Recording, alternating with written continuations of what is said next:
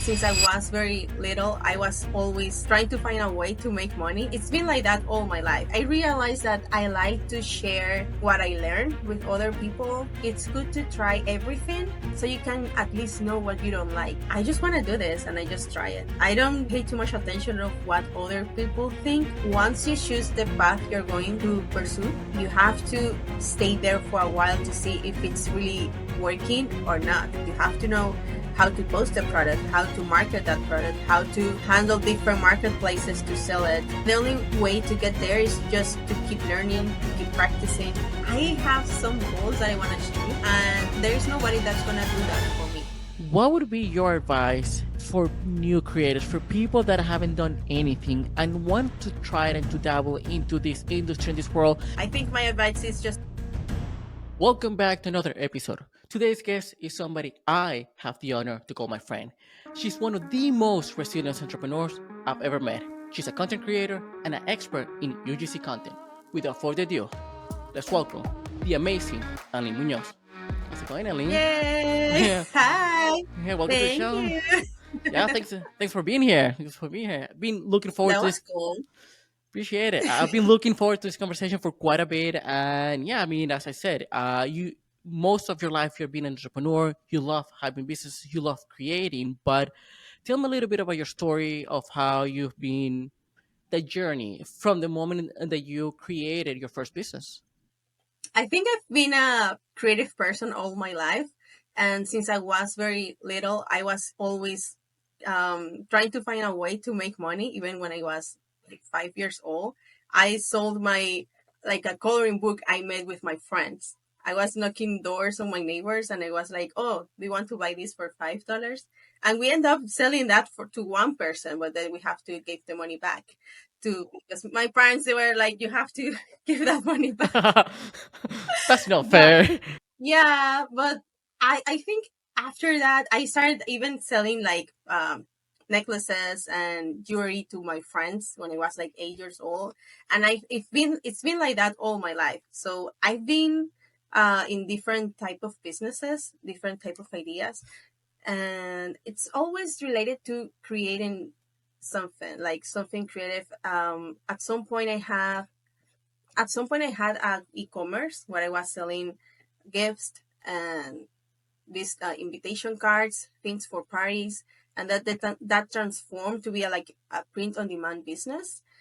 I had that for a while, but after a few months, even like couple of years, I was like, this is not really working for me, and I started thinking like, what is something that I really love doing, and it's been with me like basically all my life, and started thinking about videos. I remember when I was in high school, the last year of high school, I was like, I asked my parents to have a camera because I wanted to record everything we were going through in that phase. And I started doing videos for YouTube at the time. Of course, those videos are not online anymore. I don't even know where they are, but I think I've been creating videos since then. And that's something that even though I stopped for a while when I moved here to United States, I was doing videos about my life here, but then I stopped. I started doing like, I started working, studying, doing the immigration process, and stopped doing that like altogether. But then after a while, I started doing that again. And it's something I really like. I realized that I like to share um, what I learned with other people. I like to share tips or experiences that people can learn something from it. And since like a couple of years ago, I started going full time doing videos. And I think after the pandemic, since TikTok came up and Instagram Reels and everything, I found a place where I can create. Before that, I was trying to do social media, but it was difficult because for me, I'm not the type of person to do aesthetic photos, that type of stuff. And then with the videos, it's like, oh, you don't have to do that. You can be you can be more natural. And I started doing that. So now I work with brands creating videos for them. And I also have a kind of a community on my Instagram and YouTube where I create videos that I like, and at the same time I can create videos with brands that believe in me to share their message. So that's what I'm doing now.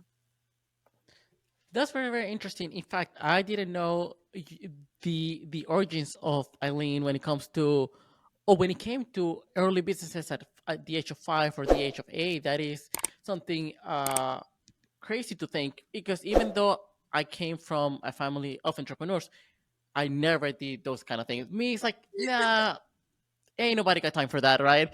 I'd rather play. Yeah. I'd rather play video games. So it is very cool to see, and it seems like you have always been. Again, you're to me, you have always been entrepreneur at heart. Always want like to create and offer something to people. But in at least for the first years, let's say right after high school, right? In that journey, in those businesses that you started and then left on the side, what have you learned through the entire journey, and what lessons were did you take from that time, 10, 15 years ago, to and then you're planning now in your new businesses? I think one thing that maybe when you are trying to discover what you like or what you are good at, some people could say like, "Oh, you are wasting your time. What are you doing?" Um, I think for me, at least, it's good to try everything so you can at least know what you don't like. That's one thing that I can see it. Like, of course, you have to know at some point. Like, I don't know, maybe you have 10 years doing the same thing and it doesn't work. It doesn't give you a penny. Maybe you have to do something else. It's you have to find a balance between those thoughts, but I think it's good to try everything that you're curious at, and then once you try it you can see, oh, I like it, or maybe like I don't like it at all. Like for example, at some point I started a business, like how can I say, like a little cart, like a not like a food truck, just like a little cart. I was trying to sell a beverage, chicha. That was like, yeah, so we tried to do something about that. And we had the little card, we had the design.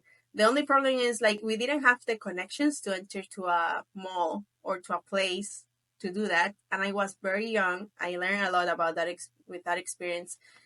It was difficult to go to meetings like, oh, we want to put this in your store or mall, and it was like, oh, but you are super young. It's like, are you sure you want to do this? And that was difficult, but at the same time I learned that having a food related business, it's super hard, and I'm not sure if I want to be in that business, maybe at some point, but if I have a team that I can count on doing that, not me being there 12 hours a day, because that business was like I had to go to a place in Caracas, like San Martin, I think, and you had to go at 5 a.m. every single day to pick up the materials to make the chicha, and then stay there at the place. You had to have like a refrigerator and that type of stuff that is not easy. So at least I tried that, and now I know that maybe I don't want to do that type of business. And then I tried out different things like digital stuff or physical products, trying to sell on Amazon. I've tried a lot of different businesses, and once you try different things, you can see, oh, you start to narrow your options, and you can start focusing on what you're really good at. So probably that's my advice. Like, you can try different things, don't be afraid to try, and then start picking what you really like and you're good at doing. See, you said a couple of things that struck with me. One of them was that just being curious and tried everything that is on your interest. That has been a hard one for me. Um, it's like unless I see like a potential, then I don't even try it. And I might be very narrow. I don't look at from a from a different perspective. So that one is clearly something that I could have relied early on and try different things. To me, it's like if he doesn't call me right away, it's just like, yeah, I don't know about that. So that is a very cool thing, and I think that more people should do that. Should just try it and see what actually you like, because you might not see the potential now, but you might like it, and then you can turn into something. And the second thing you said was, again, which speaks volumes to you and your perseverance. Like, people are going to tell you that things are not going to work. And I was watching a podcast with Alex Hormozis, and he said those people are going to be right 99% of the time. 99 times out of 100, they're going to be right, right? Yeah. But then you're going to be right that one time that really matters. Once you find that business that really works for you, and you can explore and you can expand, and this applies to anything. It could have applied for, a future relationship, and you can go from boyfriend to boyfriend until you find the one that actually you want to spend the rest of your life with. and Yeah. and how do you keep, based on the question, how do you keep that negative voices or advice? Again, they're not coming from a bad place. They care about you, and they think very conservative. This is not going to work. I don't want her to lose money. I don't want her to get hurt. I don't want her to get disappointed. How do you block that and keep pushing regardless of what your inner circle might say? I don't know. I think at least for me, I think always I've been more like I just want to do this and I just try it. I don't pay too much attention of what other people think unless it's like very close. They are very close to me. But in general, I think the people that it's around me is not like, oh, don't do that, don't do that. And another thing that maybe you can do is like not tell everybody what you're gonna do, because a lot of people are gonna have opinions and you don't need all the opinions. It's good to have some balance, of course, like, okay, maybe this is too risky, or how can I do this that is not going to affect me that much? Maybe, but I think at the end of the day, you have to listen to you. Like, if you really want to try this, just do it. And if it doesn't work, what's going to happen? Then you're going to be old and you're going to regret that you didn't do it. At least you can say, oh, I tried it, but it didn't work. That's how I look at it. The pain of regret is a lot more painful than the pain of doing it and failing, I guess. And then you're right. It's like that, and I guess overcoming that fear is a hard part. Is not, and I think most of that fear comes from the place where I don't want to fail in front of people that have seen me trying this. Yeah, I don't want to come back with my tail between my, legs and say, "Hey, you know what? You guys were right." And I think that's the part that stops people from trying new things, or even going for the crazy idea. And I get it. I mean, it's terrifying. But you need to be stubborn, and you need to be like, you know what? I don't care. I'm just gonna go. I'm just gonna go for it. Yeah, if that idea is not hurting anybody, like, or you're gonna end up homeless or something like that, I don't see any problem of doing it. That makes sense. It makes sense. Yeah. It does. Again, it makes sense. But one thing, logically, perfectly fine. Emotionally, that is a whole different story. So you mentioned that you had every new idea that you tried and you test and see what you like and what you don't, right? So how's your creative process? How do you prioritize which business ideas to pursue? That's difficult. I think when you are a creative person, you try everything at the same time. That's something that I'm learning now. I think the last year I started like I had three different ideas at the same time, and I was like, I'm not really focusing on any of them.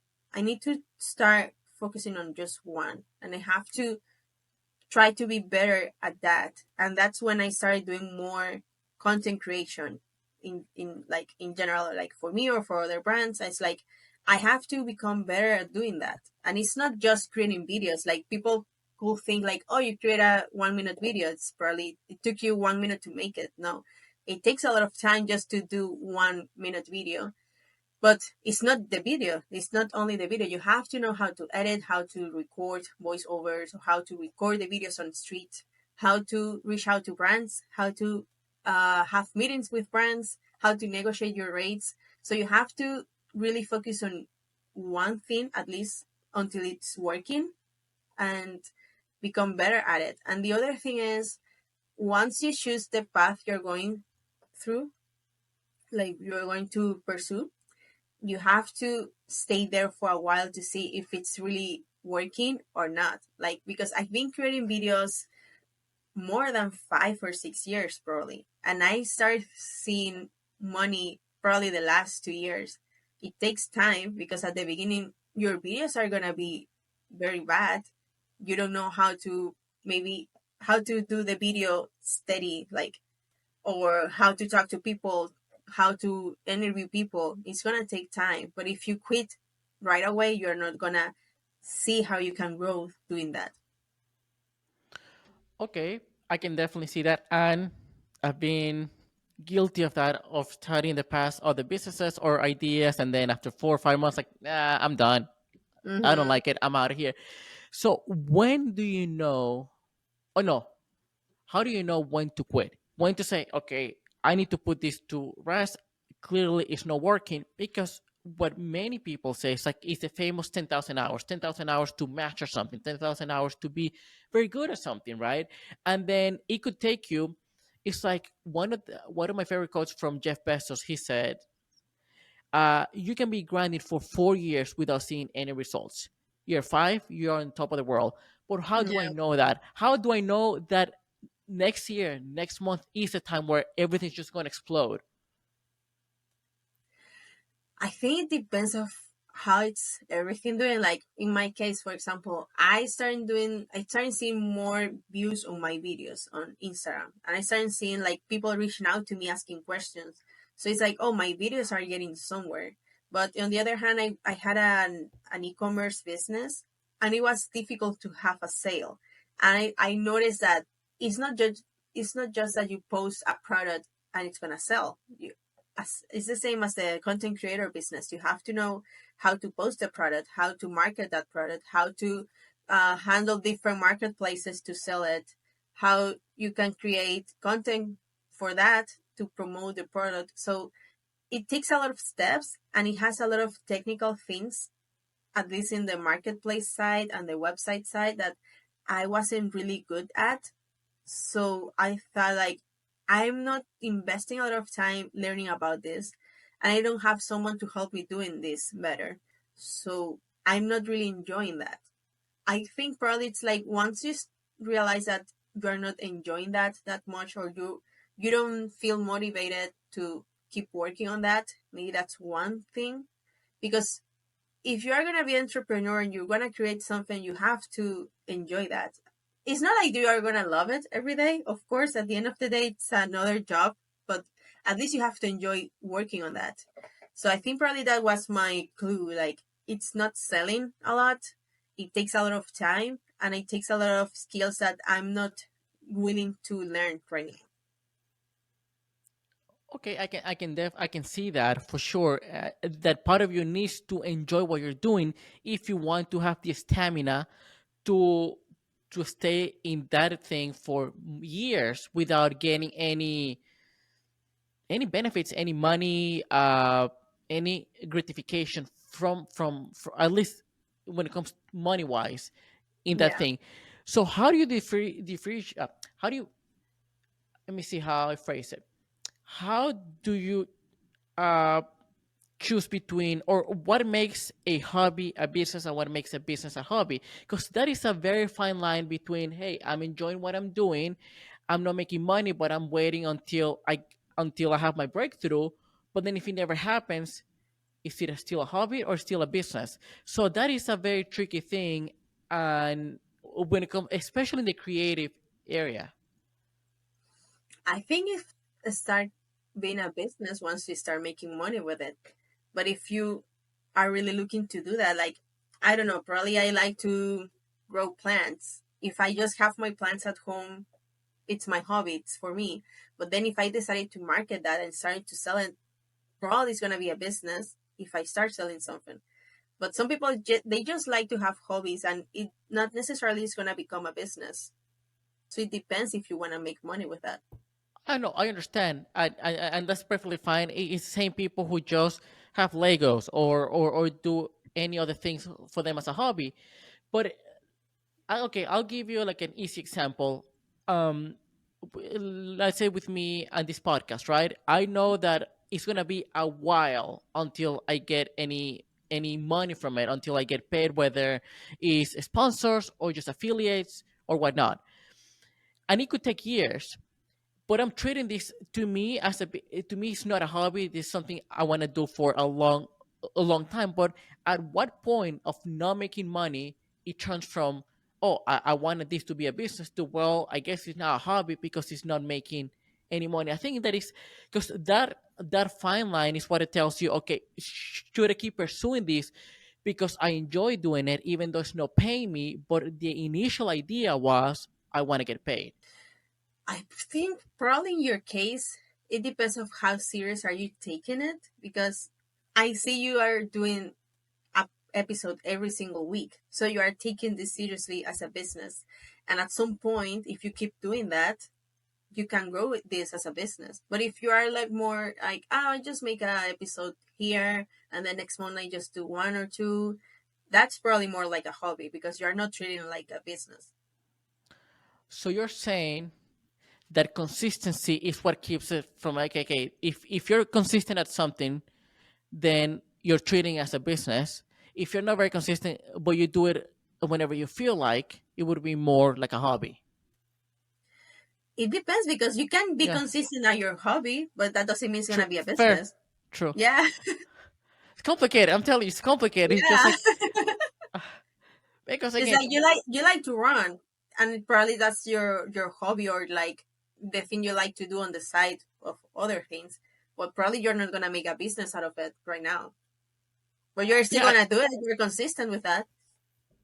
yes, you do have a point there. Absolutely. I can run 4 or 5 times a week, every single week, training for races, and yet it's a hobby. I do it very consistently, yet Mm-hmm. not make money out of it. It's hard. And I think for anybody, Yeah. and I think this is sort of easier to see from people like you and I that have studied business, and it's all about business. But imagine if somebody has a hobby and say, well, maybe I can make some money out of it.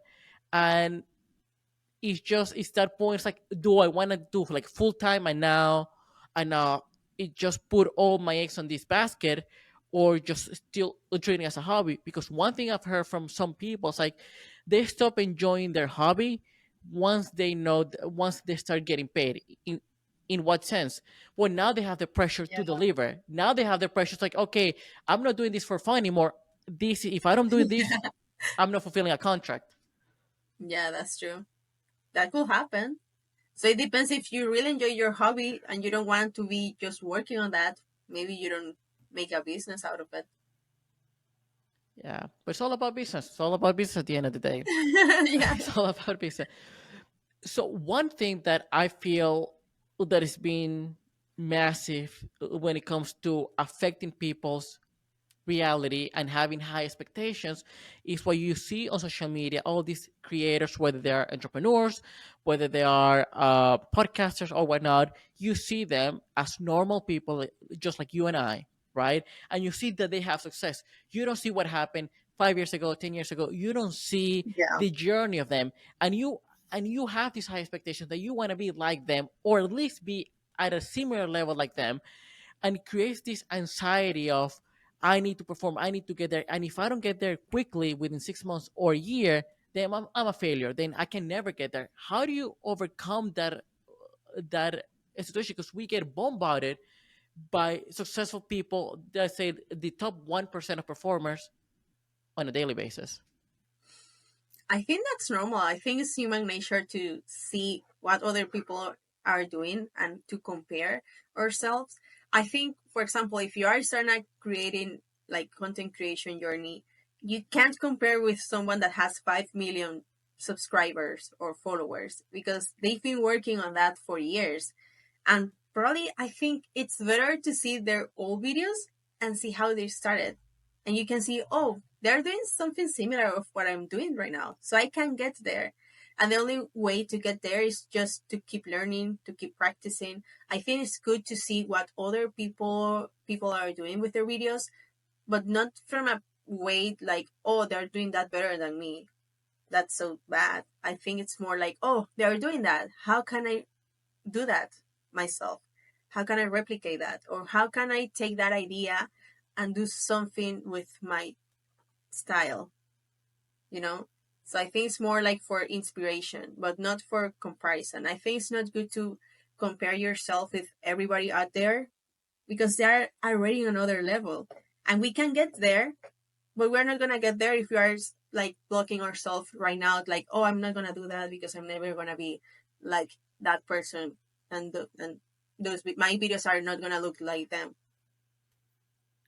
Yes, and I'm again, I'm guilty of that. I see other people, and to me, it's like, okay, what are they doing? I mean, I'm not a genius, but I'm not dumb either. So I can sort of Yeah, figure it out. I can sort of figure out how to do it, but but that's the issue. The issue is like we see it's like, okay, how do I get there? But that is the bless and the curse of social media. It's like, whatever worked for you, it might not work for me. Somebody might have, millions of followers by doing very, very simple videos. Other one would have to just really crank up on the editing and making this awesome, visual, uh, artwork when it comes to video. And then exactly how you don't know what yours which one what kind of concept you're going to do that is going to work. It's a bless because that means that you can try different things, but it's a curse because you don't have a blueprint.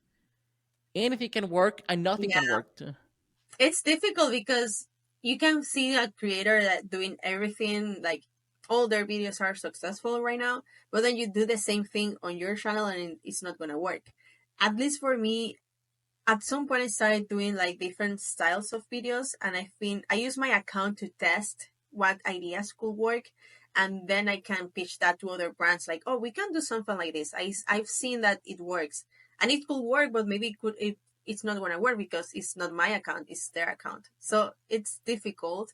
But what I do, or I try to do, is like when I watch videos on TikTok or Instagram, um I can see, like, I try to pay attention how they're editing or how they're telling the story, and then I can try to see, oh, how can I apply that to my content. For example, I realized one day I was watching a creator, and she started just doing videos, like she records everything she's doing in a day, for example, and then she just go home and add a voiceover, but the videos and the voiceover are telling a story together. And I realized that, oh, that's easier than just go to the place and have the script ready in your mind and do everything on the place.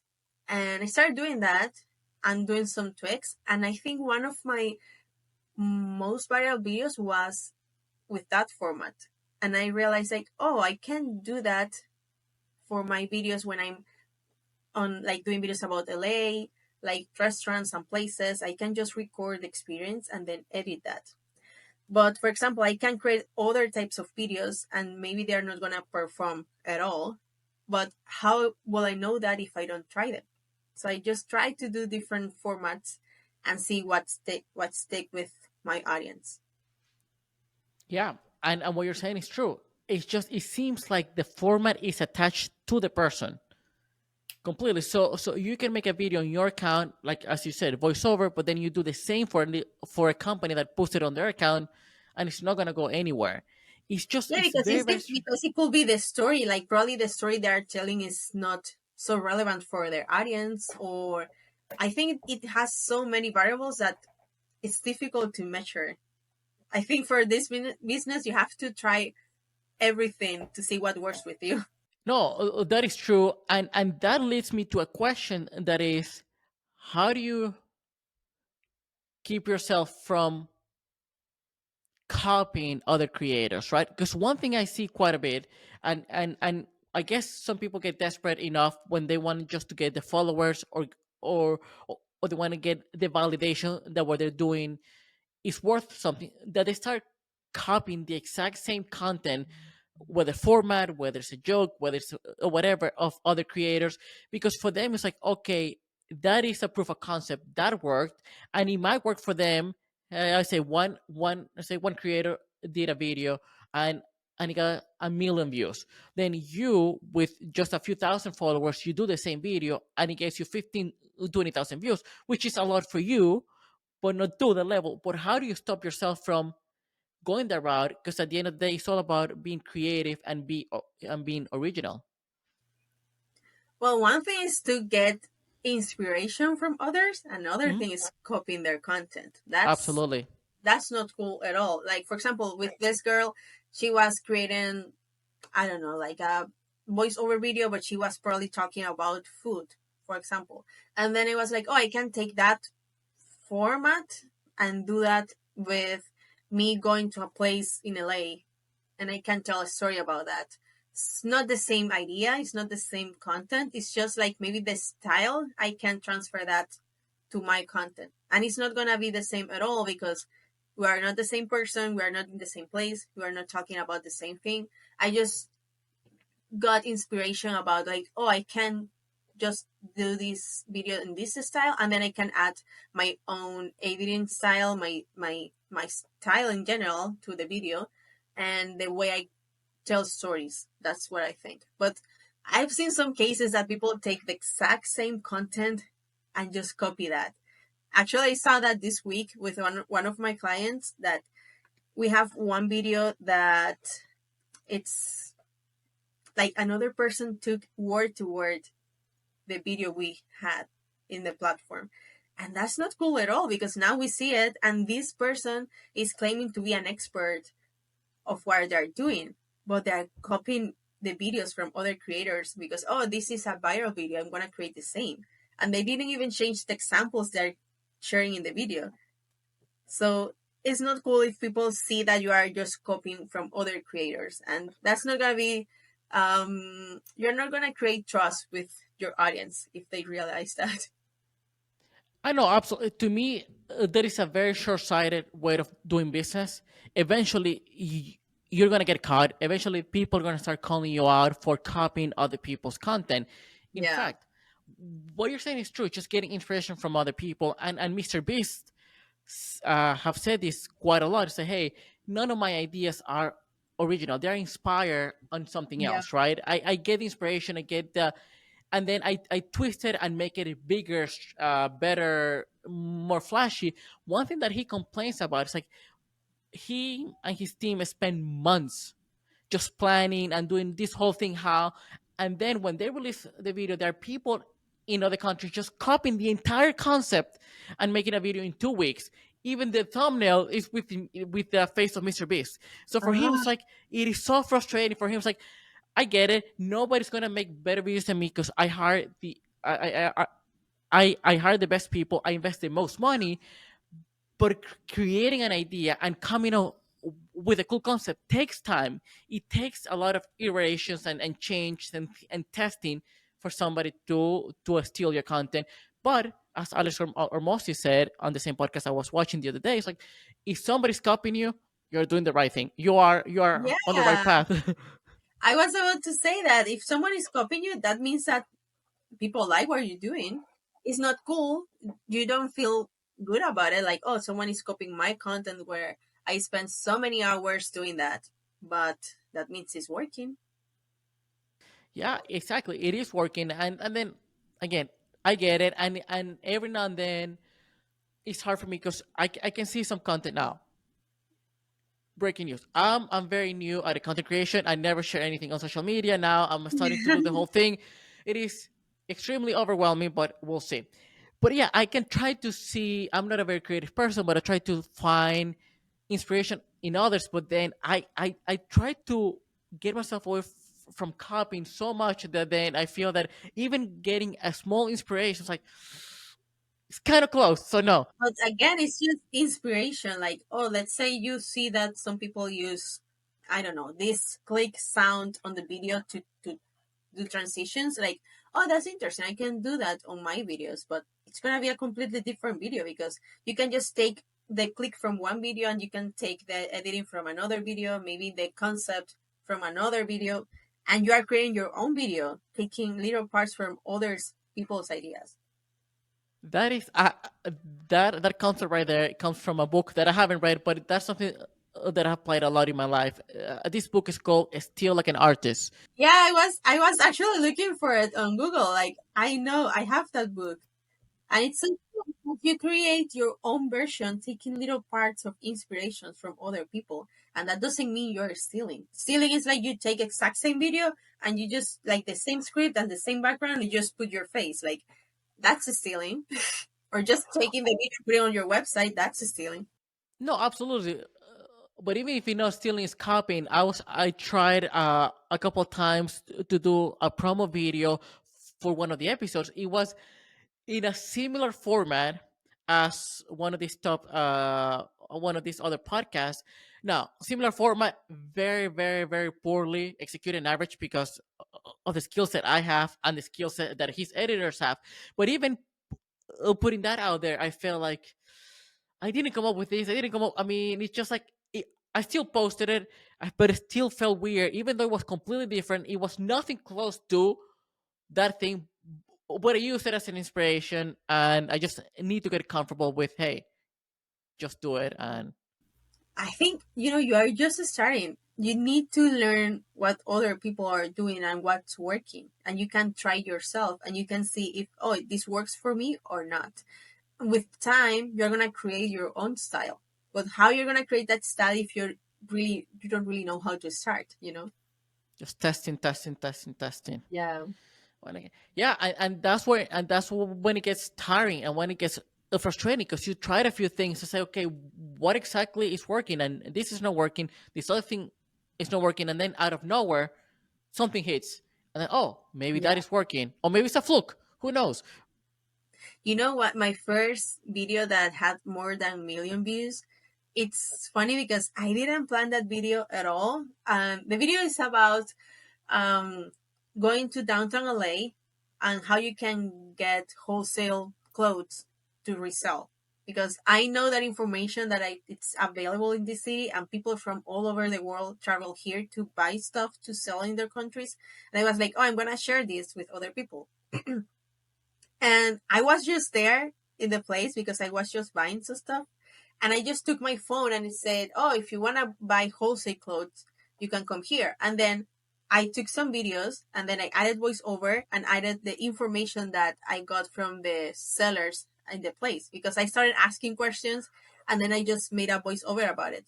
I didn't plan that too much. I think I edited that in a few minutes at home, and that video exploded and it had like hundreds of messages, people asking me like, oh, so you do coaching to buy clothing downtown LA? How do you do that? Are you a fashion buyer? I was like, I don't do any of that. I was just sharing a tip. But I didn't plan that video. It didn't have anything like special effects. I wasn't even wearing makeup. I think it was super natural, and that was viral. So it's difficult to know or plan like what's gonna work because probably the video that you don't put too much effort, it's the one that's gonna work, and it's crazy. It's funny what you're saying because it's true. Uh, Social media is so unpredictable to a point that even people that have been long in the game, call it Stephen Bartlett from the Dire CVO or Alex Ramosi, his podcast The Game, and he puts a lot of content out there. He says both of them were talking and said the video that I think there's gonna be a banger, that is gonna be great, and it's gonna go viral. It doesn't, and then a video that I just posted just because I needed to put some volume, it goes viral. So nobody knows anything. I mean, you don't know exactly how people are gonna react, how the algorithm works. It is so random that even if you try to replicate that, it's like, no, it's not working. You need to do something else. So it's very, very strange. But even that, I feel that after the pandemic, as I told you earlier, like when TikTok starting growing and people starting creating videos from home when we were in quarantine, yeah, it was like people realized that they needed more natural content. And I think where the more natural you are on social media and you are not trying to like do a big video or impress someone, like if you are just being you and be natural, that performs better. This is the most stressful part about these videos is that people's attention span have decreased quite a lot and you need to catch their attention within 5 seconds. If not, you lose. How do you keep up with that? Um, I think one thing that I do is watch a lot of videos and see what videos are working, because probably 3 years ago you didn't need to make a crazy hook to get people to watch your video. Now you just have, as you said, like 5 or 3 seconds to catch attention. So you have to have a good hook, like you are talking, you're saying something that is interesting, and at the same time, it has to be visual to it. And I think one way to see what could work is just watch a lot of videos with intention. Like, I'm not gonna just scroll, for whatever. You have to watch the videos and see, oh, this video has 1 million likes. What it's working in this video. And that's what I try to do, like try to see the videos with intention. Of course, sometimes I just watch it for, just for fun. But when I want to see what's working, I start doing that. And another thing that I do is, I don't know if you know, there's a website called TikTok Creative Center. Okay. You can find what, well, this is at least for the things of like creating ads, like video ads for TikTok or Instagram. You can see on this website what videos are performing better, and you can select the industry or the type of video, if it's a conversion or it's like community. You can see what's working in there. That's one thing that I do as well. So one of the things I really wanted to ask you, right, is as I mentioned on the intro, you are very relentless, right? You keep pushing, you keep trying, and it seems like you don't give up with, and regardless of the disappointments that you can get through your business or entrepreneurial journey. How do you keep that drive? How do you keep that push and that energy, that enthusiasm to make it one day? I don't know. I think it's part of my personality. I think because I have some goals that I want to achieve, and there's nobody that's gonna do that for me. So I just try to keep working and keep getting better at what I'm doing every day. And that's what I'm doing. I don't know. That is, I'm trying to apply more into my life nowadays, because in the past I would just fail a couple of times and then I would just like, I'm done. I don't see the fun out of it. I think a lot has to do with focusing on the process and the journey rather than your end goal or your destination. And I heard this from somebody. I have no idea from either where I read it or I heard it, was like, the fast way is the slow way, because the slow way is the only way. We want overnight success. We want to things happen, and we want to find shortcuts. But then the only way is the slow way. It takes time to build things.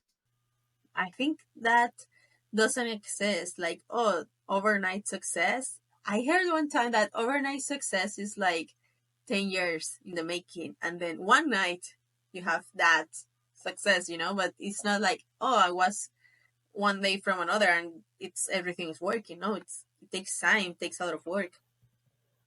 Which is very related to the word. The definition, I think, is from Seneca, one of these philosophers from ancient times. He said that luck is when preparation meets opportunity. Yeah, that's why I think once you find something that you like and you enjoy doing it, you have to stick with it. You're not gonna see any results in the first few months, probably in years, but you're not gonna see those results if you don't keep working on that. In your case, you're saying, I'm going to find my avenue one way or the other one. It might take me a couple of years, it might take me 10, but I'm going to find it. And that's something very, very cool. That's true. I think, what if you don't try at all and then you end up doing something that you hate and then you are miserable? I don't know. I'm not that type of person. I like to do stuff that I like. I enjoy doing it. You just have one life. That's the way I see it. That's what led me to even start this podcast. I never thought of, see, I tell people that to me, podcasts, I had these ideas like 6 years ago. The idea behind podcast was I wanted to interview cool people and learn their stories and all of that, right? But then it was in the back of my mind. I didn't have a clarity of the concept, whether it was to do with a co-host, whether it was just going alone, interview. But to me, podcast was more about having a Lambo, right? Lamborghini. It would be nice if I have it, but if it doesn't happen, no big deal. But then last year, I realized, man, this job of being a financial analyst, I'm not really enjoying it. And at this point, I mean, as I might as well and try to uh, develop this project, this idea I've been having for the last 5 years, and see if it works. Because even though I was like good at my work or at my job, it's like, well, if you're good at something that you hate, imagine how good you're gonna be at something that you actually like and enjoy doing. Yeah, I think the same. I think sometimes it's difficult because, of course, you have like maybe your partner or your family telling like, "Oh, what are you doing? Where you finally have something that makes money and that type of stuff." But at the end of the day, it's your life, and if you are not enjoying what you're doing and you want to try to something different, it's your opportunity to do it. Like, when are you gonna start trying different things when you are maybe 90 years old and regretting like, oh, I didn't try anything? I think it's good to do it. And if it doesn't work, you know that you can go back to your job or try something different. But at least you have that in your heart, like, oh, I did everything I could. It wasn't for me, but now I know that. But maybe it worked. That's the good thing. It's not all negative. It could work, but you're never gonna know that if you don't try. True, true. And I get why people it's hard for them after having a comfortable job, having a comfortable salary, knowing where the money comes from, and all of that. And besides that is, well, if I fail, I will have a gap on my resume, and that's what a lot of people are scared of. It's like, well, how am I going to explain a company that, oh, I took a year, took 2 years off to try the business, and then I fail, and what if they don't hire me, or what if they hire me but then I'm not making as much money, or then I have to start over. So that is a like an actual fear. And if you have responsibilities, if you have a mortgage, if you have a family, if you have kids, that is scary. And I don't know what to tell those people. But then again, it's just, are you going to regret not doing it in 50 years from now? Are you going to look back and say, I should have gone for it? Well, at least for me, I don't have kids right now, so I don't know how it will be. That situation probably will be different if I have to, take care of my family in that sense. But at the same time, let's say you spent 2 years doing this project, for example, you are working on the podcast. I don't think it's a failure if it doesn't work and then you show future employers like, oh, this is a gap. I don't see it as a gap because you're learning a lot of skills that probably you can apply to another different job.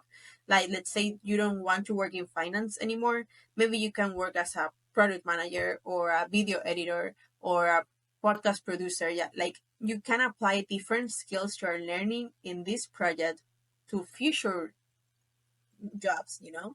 So it depends of how you see it. Like, a lot of things, when you try a lot of things or different projects, you have to see how those skills you learn, you can take them to another job or to another project. I don't see it as a waste of time if you're actually learning something.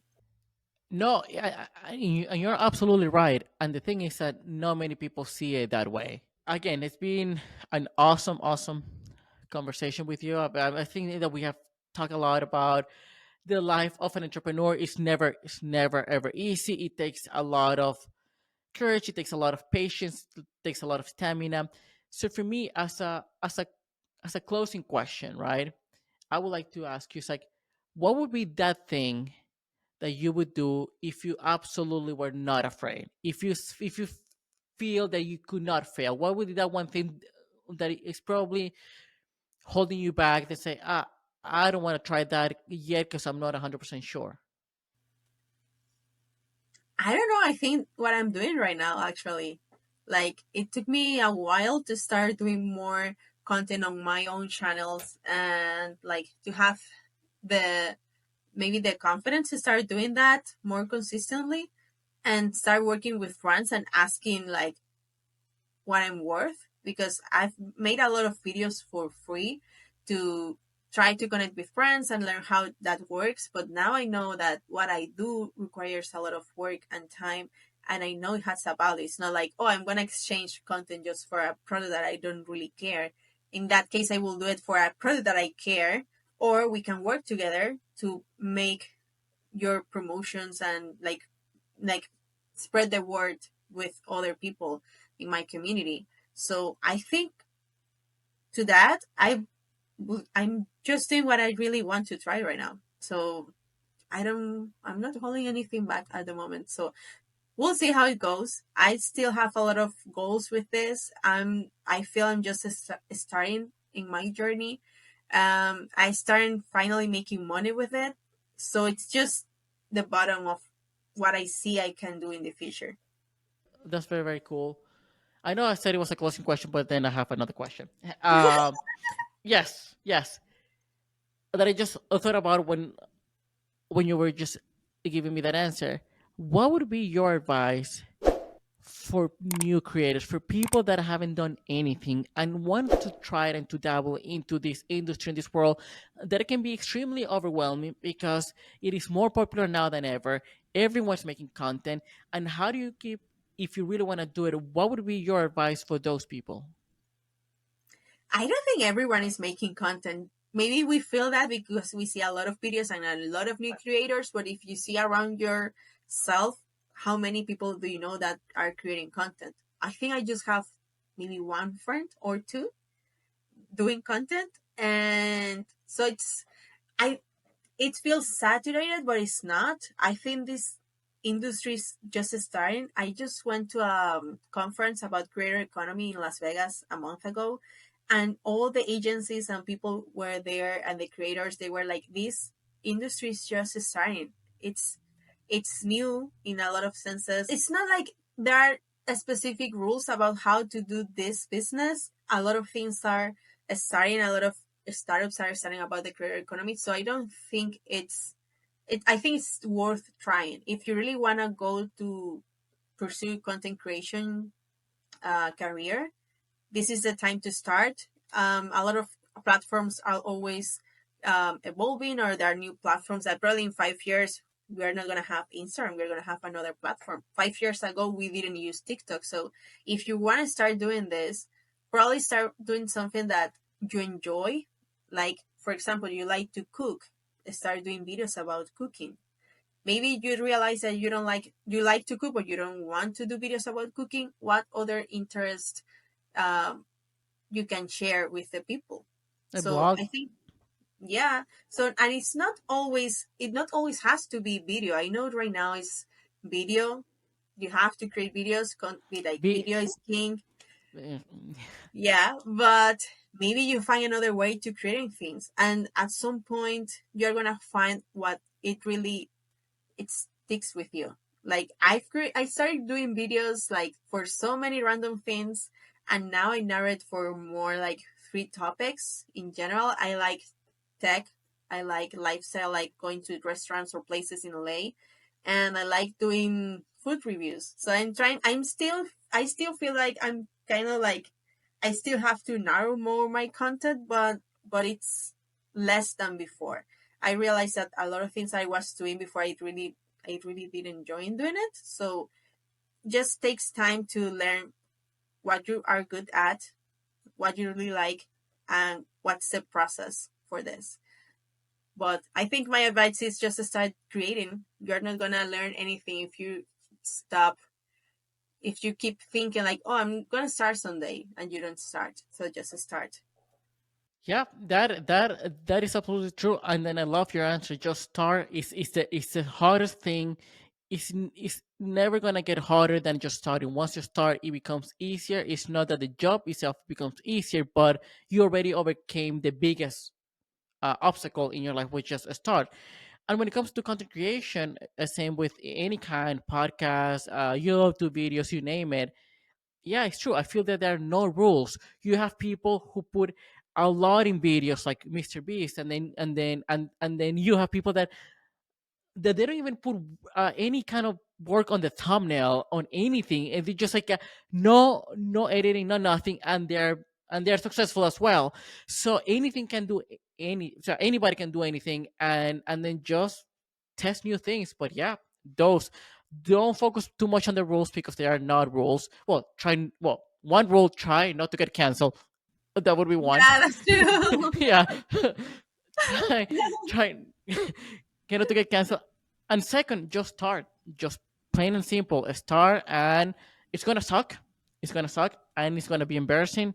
Yeah. Uh, and you're gonna be The bad at first it. video is never gonna work. Like I have a friend that she's been trying to start creating videos for her business. It's like she gets anxious about it. Like if you don't start with one video, you're not gonna be good in 10 videos. You have to just start, keep doing that, and then see how it goes. Like don't pay attention what other people thinks about you making videos because it's you. You're being you. So just start creating, and once you start creating, keep doing that because you're not gonna get better if you stop.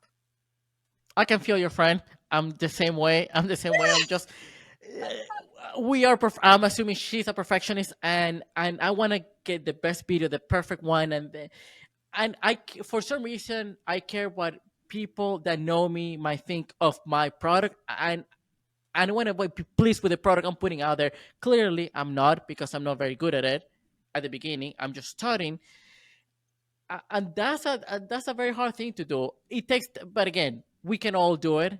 But I can definitely understand and see your friend's perspective of I want to do it great, but and that's why I started this podcast without doing much, without knowing much about things. Like I'm going to learn on the way, on the flight. If I Yeah, waited, it's like this whole story. Quick thing. There's a quick story of two guys who just wanted to go fishing. One guy started doing the research and watching all these YouTube videos on how to do the best fishing, buying the most expensive things, practicing doing all of this. While the other one was just he just went there and started fishing. 2 months after, when this guy was finally ready and they were both fishing, the guy who had been fishing for 2 months was a lot better without any of the knowledge this guy acquired. You learn on the job. You learn practice. by actually doing the thing. Yeah, that's true. But it's hard. But it's hard. Yeah. But we have to do it. If not, we're not gonna keep getting better at it. That's true. That's true.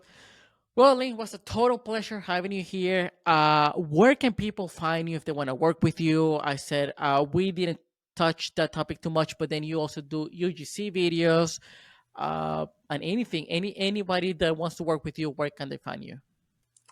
You can find me on my Instagram. Normally, I'm always there. It's my name. I don't know if you're gonna put it here. Yeah, yeah. I'll include it down below on the description and the show notes.